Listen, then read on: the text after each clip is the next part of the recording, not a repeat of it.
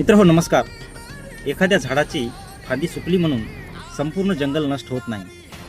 तसंच काही वेळा एखाद्या कंपनीच्या शेअरमध्ये तोटा झाल्याची बातमी येते आणि लगेच प्रश्न विचारला जातो, LICचे पैसे बुडाले का हो? तर ते तसं नसतं मित्रहो. उत्तर समजून घेण्यासाठी आपल्याला LICच्या गुंतवणुकीची पद्धत समजून घ्यावी लागेल. LICकडे सुमारे 55.29 लाख कोटी रुपये एवढी मालमत्ता आहे. त्यापैकी केवळ 13.70 लाख कोटी रुपये LICने शेअर बाजारामध्ये गुंतवलेले आहेत आणि तेही 300 प्रकारच्या वेगवेगळ्या कंपन्यांमध्ये आणि तेही टॉपच्या. त्यामध्ये बँकिंग असेल, IT क्षेत्र असेल, औषध निर्माण असेल, ऊर्जा असेल, विविध ऑटोमोबाईल, पायाभूत सुविधा, ह्या सर्व प्रकारच्या टॉपच्या कंपन्या आहेत. मग यापैकी एखाद्या कंपनीचे शेअर जर लॉसमध्ये गेले तर लगेच अफवा करतात की LICचे पैसे बुडणार.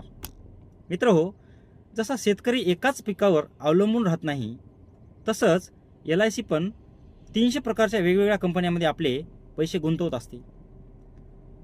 जर एका ठिकाणी 365 कोटी रुपयाचा 300 कोटी रुपया जर LICला जर तोटा झाला असेल, तर त्याच दिवशी इतर कंपन्यांकडून LICला 1000 कोटीचा नफा पण होतो.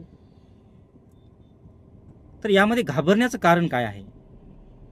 म्हणून 1-2 कंपन्यांमधील तोटा दाखवून LICच्या संपूर्ण गुंतवणुकीवर प्रश्न निर्माण करणे हे अगदी चुकीचे आहे.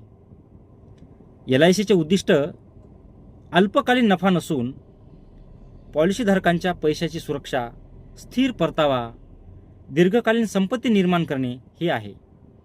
मित्रहो, मी सर्वांना विनंती करू इच्छितो, कोणत्याही खोट्या अफवावर विश्वास ठेवू नका. कुणाच्याही खोट्या बोलण्यावर विश्वास ठेवू नका. तुमच्या एकाही पैशाला धोका नाही.